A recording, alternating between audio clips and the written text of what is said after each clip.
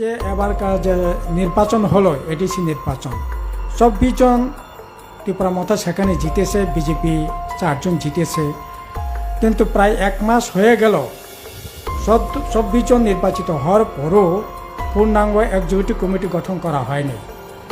এখন পর্যন্ত কোনো ধরনের ইসি মিটিং অর্থাৎ executive committee meeting, that is cabinet meeting, executive committee meeting না হলে নীতিগত সিদ্ধান্ত পাচ্ছে না, নীতিগত কোনো সিদ্ধান্ত গ্রহণ করতে পারছে না। এতে সাধারণ মানুষ সাপার হচ্ছে বলেই আমাদের মনে হয়। কাজে এটা তো কোনোভাবেই কাম্য না। এই নতুন যে এক্সিকিউটিভ কমিটি কেন করা হচ্ছে না এবং করবার আমরা কথা বলছি আর কি।